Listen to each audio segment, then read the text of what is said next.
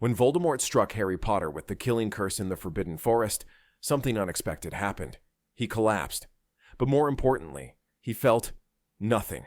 No pain, no sense of loss, no realization that he had just destroyed a piece of his own soul. But why? Why did Voldemort feel nothing when he killed the Horcrux inside Harry? Today, we're diving deep into the confirmed facts from J.K. Rowling herself and uncovering the real reason behind this mysterious moment. To understand why Voldemort didn't feel the destruction of this Horcrux, we first need to understand how Horcruxes actually work. When a dark wizard creates a Horcrux, they split their soul and store a fragment of it inside an object. This process severs a part of their essence, leaving it detached from their main soul. Unlike a tether, there is no direct sensory link between the Horcrux and its creator. If a Horcrux is destroyed, the main soul does not feel pain. It simply loses an extra piece of itself. Dumbledore explained this in Harry Potter and the Half-Blood Prince when he said, "Lord Voldemort has a habit of overlooking things he considers unimportant. This very disregard for the complexity of a living soul has been his downfall." By splitting his soul so many times, Voldemort made it difficult for himself to even perceive what was happening to his Horcruxes. But wait, you might be thinking, didn't Voldemort sense when his other Horcruxes were being destroyed? Yes and no. Voldemort never physically felt their destruction, but he realized they were gone when he checked on them. He had magically protected and hidden them, meaning when he discovered them missing, he understood that someone was hunting them down. This is why he panicked after the Gringotts break-in. He saw the pattern and knew his immortality was at risk. In the Deathly Hallows, when Voldemort realizes his Horcruxes are being destroyed, the book states, "His scream of fury was heard by all, the single cry of rage emitted by Lord Voldemort over the loss of his precious Horcruxes." But notice, this is after he learns they're being targeted, not when they're actually destroyed. Here's where things get interesting. Unlike the diary, the cup, or Nagini, the Horcrux inside Harry was never intended.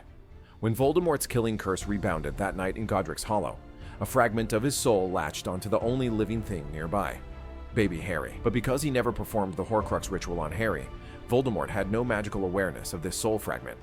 To him, it simply didn't exist.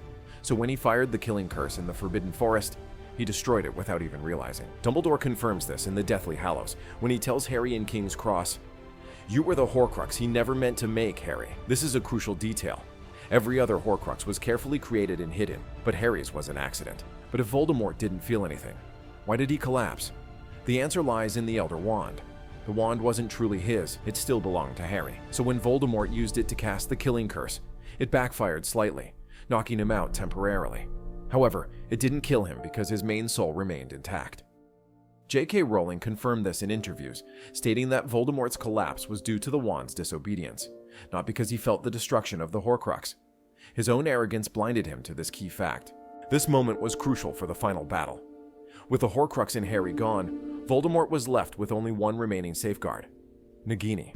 And once Neville destroyed her, Voldemort was mortal again.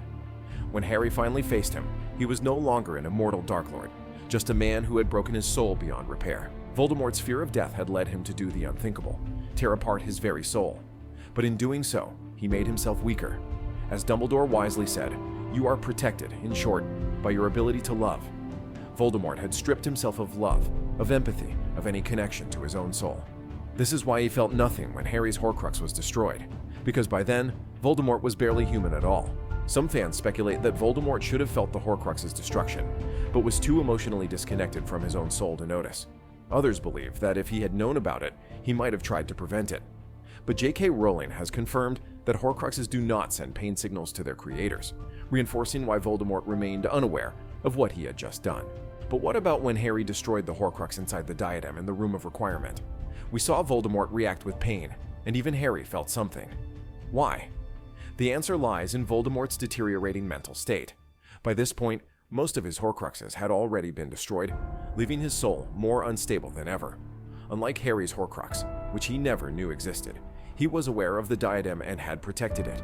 Additionally, the diadem was destroyed by Fiendfire, an incredibly powerful and chaotic magic. This intense magical event might have caused a stronger disturbance. Lastly, Harry and Voldemort were still connected through the remnants of the Horcrux inside Harry, meaning Harry could sense Voldemort's distress. But even then, Voldemort's pain was more about his realization of loss, rather than a direct physical sensation. So the truth is simple. Voldemort never felt the destruction of the Horcrux in Harry because he never knew it existed, and in the end, his ignorance was his greatest weakness. Until next time, if God wills. But remember, do not pity the dead. Pity the living, and above all, those who live without love.